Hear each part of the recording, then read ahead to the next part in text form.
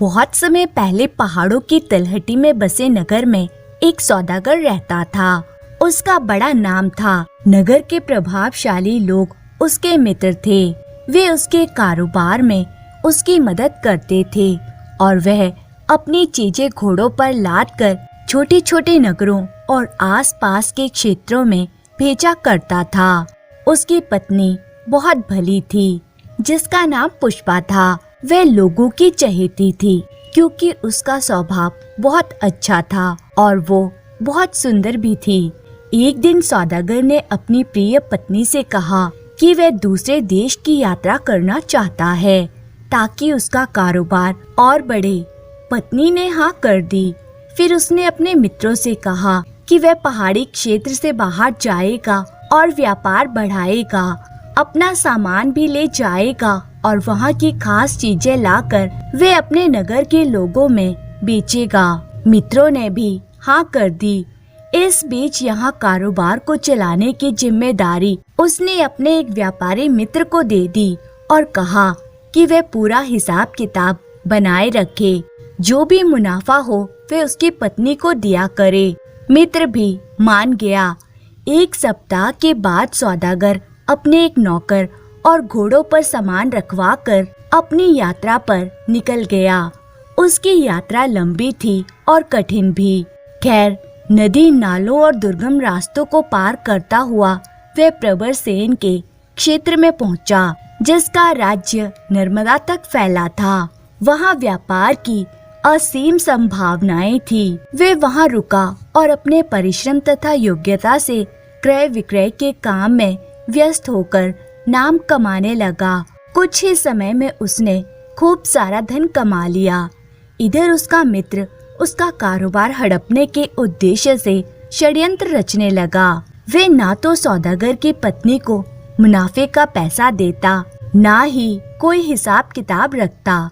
सौदागर की पत्नी ने दीवान के पास जाकर उसकी शिकायत की। उससे उसके पति का मित्र और भी नाराज हो गया। उसने सौदागर की पत्नी पुष्पा को मारने की योजना बनाई, क्योंकि उसके जीवित रहते वे सारा कारोबार हड़प नहीं कर सकता था। उसने अपने खास नौकर को गुप्त रूप से बुलाकर पुष्पा को नदी में डुबाने की योजना बनाई। उसने अपने नौकर से कहा कि जब वह सुबह सुबह नदी के पास देवी मंदिर में पूजा के लिए जा रही होगी, तो तब वे उसे बाढ़ में उफनती नदी में किसी तरह फेंक दे। नौकर मौके की तलाश में था और ज्यों ही पुष्पा मंदिर से आकर घाट पर सूर्य नमस्कार करने लगी, तो उसने पीछे से आकर उसे जोर का धक्का दे दिया। पुष्पा चिल्लाई, पानी में गिरी और पानी के बहाव के साथ वह बह चली। एक मछुआरा सेतु बंध के पास अपनी नौका बांधने के लिए आ रहा था। पुष्पा डूबने ही वाली थी कि मछुआरे ने पानी में तैरते उसके बाल पकड़ लिए। पुष्पा को उसने ऊपर खींचा और नाव में रख लिया। शायद पुष्पा के शरीर के अंदर पानी घुस गया था। वे सांस नहीं ले पा रही थी। मछुआरे ने बेसुध सी महिला को अपने घर की ओर ले जाना चाहा ताकि उसका इलाज किया जा सके, मगर जब उसके हाथों और गले में आभूषण देखे तो समझ गया कि यह महिला जरूर किसी धनवान घर की है।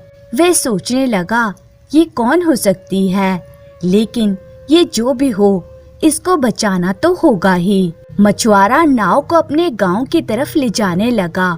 नाव का चप्पू तेज तेज चलाने लगा और गांव के पास पहुंचते ही उसने नाव किनारे से बांध दी और कंधे पर उठाकर उस महिला को अपनी झोंपड़ी में ले गया। अपनी पत्नी को पुकारने लगा।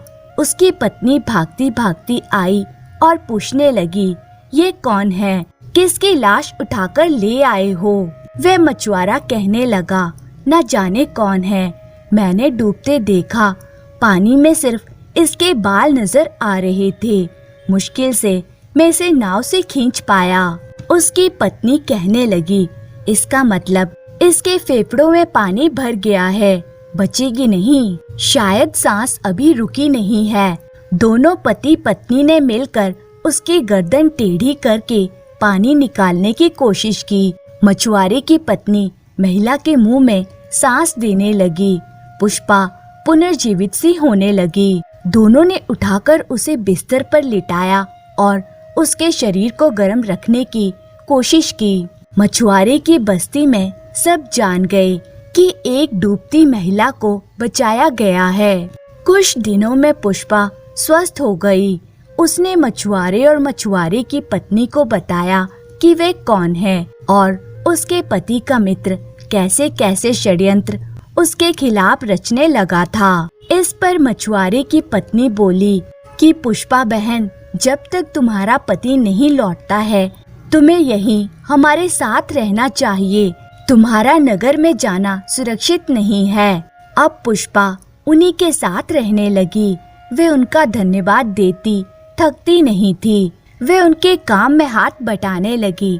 कभी चप्पू ठीक करती, कभी खाना बनाने में सहायता करती और कभी गेहूं पीसने के लिए चक्की लेकर बैठ जाती।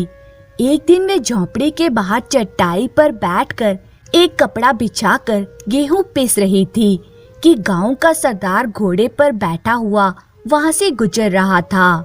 उसने जब पुष्पा का सुंदर रूप देखा तो घोड़े से उतर गया और उसके पास आकर कहने लगा, तुम यहाँ की तो नहीं लगती हो, मैं कहीं दूसरी जगह से आई हूँ। तुमने मछुआरे से ब्याह किया है क्या? नहीं, तो तुम सरदार की रानी बनोगी। यह कहकर सरदार ने उसका हाथ पकड़ लिया और उसे घोड़े पर बिठाने लगा। पुष्पा चिल्लाने लगी। अंदर से मछुआरे की पत्नी बाहर आ गई। वे सरदार के पास आई और कहने लगी, सरदार, इसे छोड़ दीजिए, यह एक भली औरत है। सरदार कहने लगा, तभी तो इसे ले जा रहा हूँ। यह कहकर सरदार ने घोड़ा भगाया और कुछ ही देर में ओझल हो गया। सरदार का घर छोटी पहाड़ी पर था। उसने पुष्पा को आंगन में बनी एक कोठरी में बंद कर दिया और बाहर से सांकल चढ़ाकर कहने लगा, कल ही तुम्हारे साथ ब्याह करूँगा और फिर अपनी रानी बना के रखूंगा। यह कहकर वह बड़े मकान में घुस गया। कोठी के भीतर पुष्पा रोती सिसकती रही, मगर उसकी सहायता को कौन आ सकता था। संध्या के समय सरदार की एक सेविका मोटे अनाज की खिचड़ी लेकर आई। पुष्पा ने सोचा, यही मौका है यहाँ से निकलने का। उसने सेविका से कहा, बहन, प्यास बहुत लगी है, थोड़ा पानी लाकर दोगी? नौकरानी पानी लेने दूसरी तरफ गई तो पुष्पा ने मौका देखकर चुपचाप बिना कोई आहट किए निकलने का रास्ता ढूंढा। वे आंगन से बाहर आई और पेड़ों के पीछे छिपकर पहाड़ी से उतरने लगी।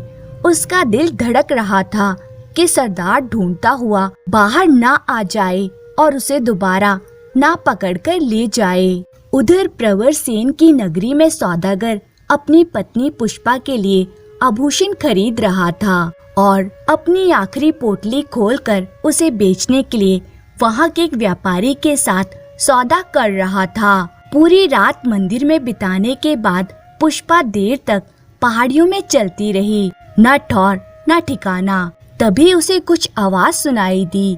देखा तो दूर से कुछ घोड़े पहाड़ी रास्ते पर चले आ रहे थे। हांफती हुई पुष्पा रुक गई। घोड़ों पर सामान लदा था।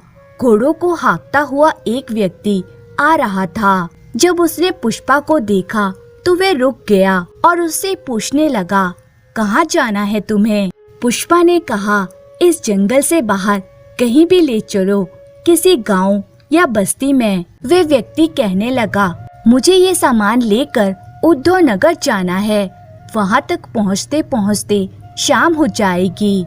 कोई बात नहीं, क्या तुम मुझ पर विश्वास कर सकोगी? क्यों नहीं, तुम अच्छे आदमी लगते हो। तुम भी भली औरत लग रही हो, मगर दुखियारी सी हो।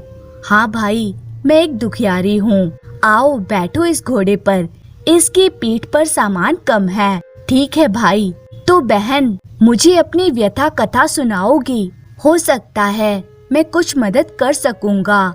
क्यों नहीं? पुष्पा घोड़े पर और वे व्यक्ति घोड़े की लगाम पकड़कर पैदल उस संकरे रास्ते पर ध्यान से जा रहा था और उस स्त्री की व्यथा कथा सुन रहा था। श्रमिक घुड़सवार ने घोड़ा रोका और एक छायादार वृक्ष के नीचे बैठकर बाजरे की रोटियां पुष्पा को दी और कहने लगा, बहन, इसमें बस ये रोटियां ही है, मैं यही खाता हूँ, तुम्हें भूख लग रही होगी। भूखी प्यासी पुष्पा को वे सूखी रोटियां किसी दावत से कम न लगी। उन सूखी रोटियों में स्वाद था और ताकत भी। रोटी खाकर पुष्पा तृप्त भी हुई और संतुष्ट भी। वह व्यक्ति पुष्पा से कहने लगा, बहन, मैं तो उद्धव नगर पहुंचकर सामान उतरवाकर घोड़ों को घुड़शाला में रखूंगा, फिर घोड़े बालों के लिए बने विश्राम गृह में सो जाऊंगा। बाकी घुड़सवार भी वहीं आकर सो जाते हैं, फिर अगले दिन अपने अपने घरों को चले जाते हैं। उस विश्राम गृह के सिवा वहाँ कोई धर्मशाला नहीं है। वहाँ एक मठ है जहाँ साधु तथा सन्यासी रहते हैं। पुष्पा कहने लगी, तो तुम मुझे वहीं पर छोड़ देना।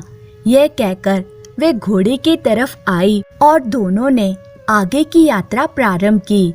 प्रवरसेन के क्षेत्र से निकलने की तैयारी में जुटा सौदागर बहुत ही उत्सुक था कि उसे अब वापसी घर जाना है और अपनी पत्नी से मिलना है। उसने सोने की मोहरें एक थैली में रखी, रेशम और पाट के कीमती वस्त्र अलग से रखे तथा वहाँ के व्यापारी को धन्यवाद देता हुआ अगले दिन सुबह सुबह अपने देश लौटने की तैयारी करने लगा। उधर मठाधीश ने एक सन्यासिन से कहा कि वे पुष्पा को सभी नियम बताए और अपने सदन में ले जाए, जहाँ और भी सन्यासिनें रहती हैं। पुष्पा सन्यासिन के साथ साथ मठ के साथ बने मकान में गई। उसे वहाँ सभी स्त्रियां दीपक की रोशनी में कोई धार्मिक ग्रंथ पढ़ती हुई नजर आईं। सन्यासिन ने पुष्पा को एक विशाल कक्ष में बाकियों के साथ रहने की जगह दे दी। सन्यासी ने उसी कक्ष में सोती और ध्यान करती थी। वहाँ रहकर पुष्पा ध्यान व ज्ञान की बातें समझने की कोशिश करने लगी, परंतु कुछ ही दिनों में उसे तत्व ज्ञान, आत्मा और जगत के विषयों में जानने की इच्छा हुई। प्रवरसेन की नगरी से निकला हुआ सौदागर जब 500 कोस की यात्रा के बाद अपने घर पहुंचा तो वहां उसने नए ही लोगों को देखा। न उसकी पत्नी वहां थी और न ही उसका कोई पुराना नौकर वहां था। उसका सारा कारोबार और उसका घर उसके मित्र ने हड़प लिया था। सौदागर को अपनी पत्नी पुष्पा की चिंता सताने लगी। फिर सोचने लगा कि पुष्पा कहाँ और कैसी होगी, ये कौन बता सकता है। उसने कुछ सोने के मोहरों से एक नया घर खरीदा। जिस नौकर को वे अपने साथ ले गया था उसे घर में रखा और जो कीमती चीजें अपने साथ लाया था उन्हें संभाल के रखा और फिर पुष्पा को ढूंढना शुरू किया। उसने अपने पड़ोसियों से, रिश्तेदारों से और कुछ खास मित्रों से पूछा तो पता चला कि जब पुष्पा देवी के मंदिर गई थी तब कोई ऐसी घटना घटी होगी कि जिसका उन्हें कोई ज्ञान नहीं है, क्योंकि वे मंदिर से लौटी ही नहीं। सौदागर देवी मंदिर के पुजारी से मिला। पुजारी ने भी कहा कि पिछले 8 महीनों से पुष्पा मंदिर में आई ही नहीं है, मगर उसे विश्वास है कि वे जीवित है। पुजारी ने उसके पति को उत्तरी दिशा में जाकर पुष्पा को ढूंढने के लिए कहा।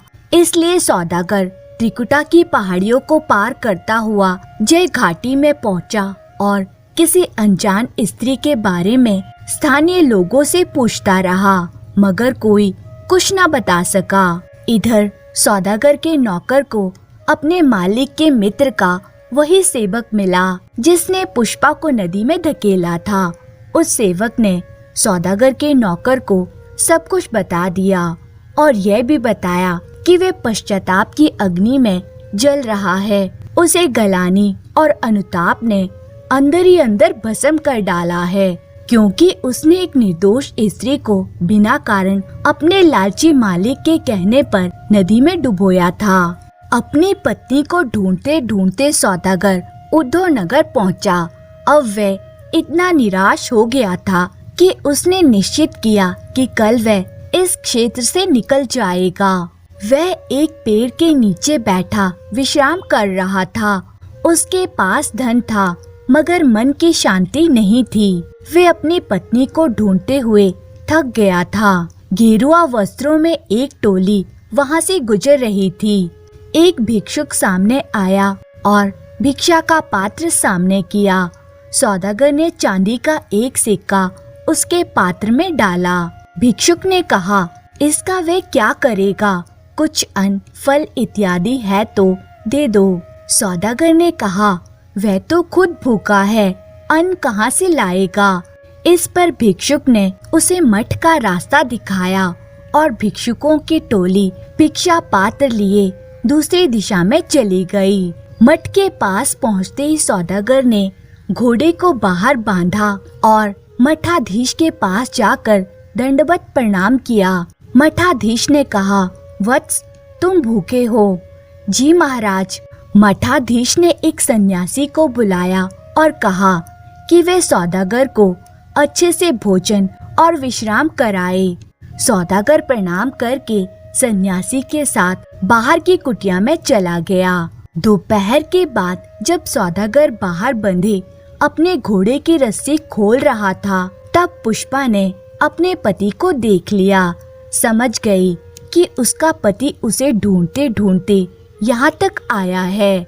वे भागती हुई सन्यासिन के पास गई और उसे बताया कि उसका पति बाहर है। सन्यासिन ने उसी समय एक भिक्षुक को मठ के द्वार के पास भेजा और कहा कि आगंतुक को जाने ना दे। भिक्षुक ने सौदागर को बताया कि सन्यासिन ने उसे रुकने को कहा है। भिक्षुक उसे वापस कुटिया में ले आया। सन्यासिन पुष्पा को और भिक्षुक सौदागर को मठाधीश के पास ले आए। सौदागर ने जब अपनी पत्नी को वहां देखा तो वे घबरा गया और सोचने लगा कि अब शायद पुष्पा उसके साथ नहीं आएगी। वे अपने भाग्य को कोसने लगा कि उसका कारोबार गया, उसकी पत्नी भी उससे बिछुड़ गई।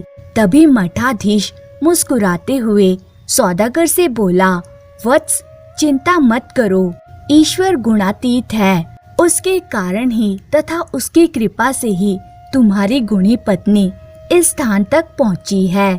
यदि ये बाहर रहती तो ना जाने इसे क्या क्या संकट झेलना पड़ता। इसने यहाँ ज्ञान और ध्यान की बातें सीखी है। ऐसा नहीं है कि ईश्वर का स्मरण केवल धर्म स्थलों पर ही हो। यहाँ नियम है, अनुशासन है, जो साधक के लिए अच्छा रहता है। मगर प्रभु को तो गृहस्थी धर्म निभाते निभाते भी याद किया जा सकता है। इस कारण मैं तुम दोनों को आशीर्वाद देता हूँ कि तुम्हारा गृहस्थ जीवन सुखमय हो। मठाधीश का आशीर्वाद पाकर वे दोनों पति पत्नी वहाँ से निकल आए। घर पहुँचते जब सौदागर के नौकर ने अपनी मालकिन को देखा तो उसे यकीन ही नहीं हुआ। उसने अपने मालिक को सेवक से मिलने की बात बताई। सेवक को पकड़ा गया और कोतवाल के पास ले जाया गया। उसने कोतवाल को सब कुछ साफ साफ बताया। सौदागर के मित्र को भी कोतवाल ने पकड़कर फिर दोनों को राजा के पास प्रस्तुत किया। राजा ने दोनों को आजीवन कारागार की सजा सुनाई। सौदागर को उसका पुराना घर और उसका कारोबार लौटाया गया। पुष्पा अपने पति के साथ वापस अपने पुश्तैनी घर में आ गई। नौकरों और रिश्तेदारों ने उनका स्वागत किया। सौदागर ने घर में प्रवेश करने से पहले 7 घोड़ों पर अनाज, दालें इत्यादि लदवा कर अपने चहेते नौकर को इस सामान के साथ उद्धव नगर के मठ में भेजा और कहा कि उस भिक्षुक को ढूंढ लेना जिसने भिक्षा मांगी थी। उसे कहना कि तब मेरे पास अन्न था ही नहीं तो मैं भिक्षा पात्र में क्या डालता। नौकर ने अपने मालिक के आदेश का पालन करते हुए उद्धव नगर की ओर प्रस्थान किया। उसके बाद पुष्पा अपने पति के साथ अपने घर में सुखी जीवन बिताने लगी और वे हंसते खेलते अपना जीवन धर्मशीलता के साथ व्यतीत करते रहे। उद्धव नगर जाते और पुण्य पुरुष का आशीर्वाद प्राप्त करते। अब उनका चहेता नौकर भी अपनी पत्नी के साथ उनके ही समृद्ध परिवार में रहने लगा। इस प्रकार स्नेह और नैतिकता का आचरण निभाते हुए वे तब तक जीवित रहे जब तक उनके पोती पोतियों के भी विवाह नहीं हो गए।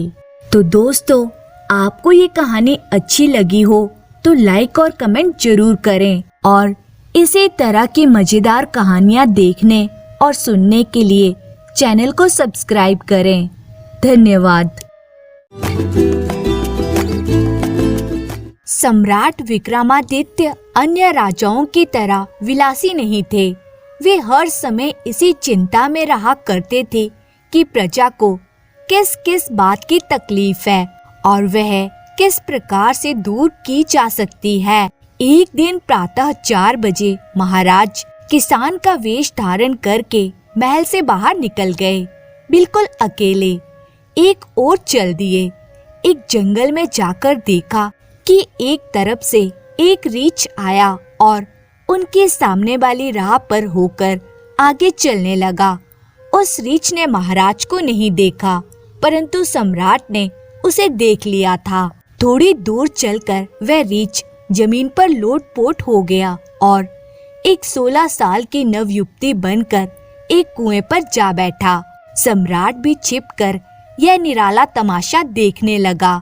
तब तक कुएं पर 2 सिपाही आए। दोनों सगे भाई थे। छुट्टी लेकर घर जा रहे थे। युवती ने मुस्कुराकर बड़े भाई से कहा, तुम्हारे पास कुछ खाने को है? बड़ा सिपाही बोला, जी नहीं। युवती ने कटाक्ष मारकर कहा, मुझे बड़ी भूख लग रही है। बड़ा सिपाही उस युवती पर मोहित हो गया था। वह बोला, यदि आपकी आज्ञा हो तो समीप के किसी गांव से ले आऊं। युवती बोली, अगर आपको कोई तकलीफ ना होगी तो ले आओ। बड़ा भाई बोला, आपके लिए तकलीफ क्या, आपके लिए तो जान तक दे सकता हूँ। वो क्यों भला? आपके सुंदरता के कारण। सुंदरता भी ईश्वर से ही आती है। सुंदर चीज को देखने से मालूम होता है मानो ईश्वर का दर्शन हो रहा है। युवती बोली, तो जाकर ले आओ कुछ खाने के लिए। बड़ा भाई चला गया। युवती ने छोटे भाई को कटाक्ष मारा और उसे अपने पास बुलाया। वे आकर अदब से अलग बैठ गया। युवती बोली, मैं तुम पर रिझ गई हूँ, ऐसी बात मत कहिए। आपने बड़े भाई साहब पर कटाक्ष किया था। आप मेरी भाभी हैं। भाभी माता होती है। युवती बोली, तुम बड़े मूर्ख मालूम पड़ते हो। क्यों? तुम्हारे बड़े भाई की क्या उम्र है? 50 साल। और तुम्हारी 35 साल। और मेरी क्या होगी? आप ही जाने। अच्छा, अपनी बुद्धि से बताओ कि मेरी क्या उम्र होगी? छोटा भाई बोला, होगी 15-16 साल की। युवती बोली, अब तुम ही बताओ कि एक 15 साल की लड़की 35 साल के आदमी को पसंद करेगी या 50 साल वाले बुढ़े को? छोटा सिपाही निरुत्तर हो गया। युवती बोली, जो मैं कहूँ वही करो। तुम मेरे साथ भाग चलो। कदापि नहीं। आप मेरे बड़े भाई से सप्रेम बातचीत कर चुकी हैं। आप भाभी हैं और माता के समान हैं। युवती बोली, मेरी आज्ञा ना मानोगे तो मारे जाओगे। चाहे कुछ भी हो, इसकी मुझे परवाह नहीं। थोड़ी देर में पाव भर पेड़ा लेकर बड़ा सिपाही आ गया। युवती ने अपनी साड़ी जहाँ तहाँ से फाड़ डाली थी। उसी फटी साड़ी से मुंह ढककर वे रोने लगी। बड़े भाई ने पूछा, रोती क्यों हो? यह लो पेड़ा खा लो। युवती बोली, पेड़ा उधर डाल दो कुएं में और तुम भी उसी कुएं में कूद पड़ो। क्यों? तुम्हारा ये छोटा भाई बड़ा दुष्ट है। यदि तुम जल्दी ना आ जाते तो इसने मेरा सतीत्व नष्ट कर दिया होता। ये देखो, छीना झपटी में मेरी रेशमी साड़ी तार तार हो गई है। क्यों बे, तूने ये हरकत क्यों की? भाई साहब, ये झूठ कहती है। तू सच्चा और ये झूठी है। भाई साहब, मैंने कुछ भी नहीं किया है और ये बिना कारण ही रोती है। साड़ी इसकी कैसे फटी? मैं क्या जानूं भाई साहब, अबे साले, तू बड़ा पाजी है। देखो भाई, गाली मत देना, गाली में विष बसता है। बड़ा भाई बोला, चोरी और सीना चोरी, तू भाई नहीं दुश्मन है। इतना कहकर उसने तलवार म्यान से बाहर निकाली। छोटा भाई था तो सुशील, परंतु था कलयुगी ही ना। वह भी आ गया सिपाहियान गर्मी में। उसने देखा कि बेकसूर होने पर भी उसका भाई एक अनजान और बदचलन औरत के कहने से उसे धर्मभ्रष्ट समझ रहा है। छोटे भाई ने भी तलवार संभाल ली। दोनों ने पैंतरे बदले और चलने लगी तलवार। 5 मिनट में दोनों मरकर गिर गए। युवती हंसी, जमीन पर लौट गई और लोट पोट कर सांप बन गई। आगे को चल दी। सम्राट ने प्रण कर लिया कि इस विचित्र जीव की पूरी कारगुजारी वे अवश्य देखेंगे। आगे चलकर मिली एक नदी। उसमें आ रही थी एक बड़ी सी नाव। उसमें बैठे थे 300 आदमी। जब वे नाव बीच धारा में पहुंची, वही सांप नदी में कूद पड़ा और नाव की सीध में तैरने लगा। नाव के पास पहुंचकर सांप चिटका और नाव में जा गिरा। लोगों ने ये तमाशा जो देखा तो सांप की ओर से हटकर दूसरी ओर भागे।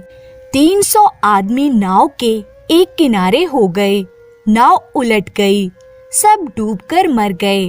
वे सांप फिर लौटा और जमीन पर लोट मारने लगा। यह देख सम्राट ने सोचा, अजब लीला है। अब की बार वे सांप एक वृद्ध ज्योतिषी बन गया। सम्राट ने आगे दौड़कर उसके कदम पकड़ लिए तो ज्योतिषी बोला, तुम कौन हो? सम्राट बोले, मैं एक राजा हूँ। तुम क्या चाहते हो मुझसे? सम्राट बोले, मैं सुबह से आपके पीछे लगा हूँ कि जब आप रीछ के रूप में थे, आपने युक्ति बनकर और सांप बनकर जो जो काम किए वे मैंने देखे हैं। ये आपका चौथा रूप है। ज्योतिषी बोला, अच्छा तो तुम क्या पूछना चाहते हो? सम्राट बोले, यही कि आप कौन हैं? ज्योतिषी बोला, तुम इस बवाल में मत पड़ो, अपने रास्ते जाओ। सम्राट बोला, नहीं स्वामी, जब तक आपका परिचय प्राप्त ना कर लूंगा तब तक डग न धरूंगा। ज्योतिषी बोला, मेरा नाम है महाकाल। मैं गीता में वर्णित उत्कट काल हूँ। लोगों के विनाश के काम में लगा रहता हूँ। सम्राट बोला, आप जिसे चाहते हैं उसे साफ कर डालते हैं। महाकाल बोला, नहीं, मैं स्वतंत्र नहीं हूँ, परमात्मा का एक तुच्छ सेवक हूँ। परमात्मा ही सम्राट हैं, प्रारब्ध प्रधानमंत्री हैं। मैं एक अधिकारी हूँ। प्रधानमंत्री की आज्ञा से मैं मारने योग्य पात्रों को पहचानता हूँ। सम्राट बोला, अच्छा महाकाल जी, मेरी मौत कब आएगी? महाकाल बोला, यह बताने की सरकारी आज्ञा नहीं है मुझे। तुम अभी बहुत दिनों तक जीवित रहोगे। तुम्हारे द्वारा ईश्वर अनेकों परोपकार के काम कराएंगे। तुम भी ईश्वराधीन हो, मैं भी ईश्वराधीन। सम्राट बोला, फिर भी इतना तो बता ही दीजिए कि मेरी मौत कैसे होगी?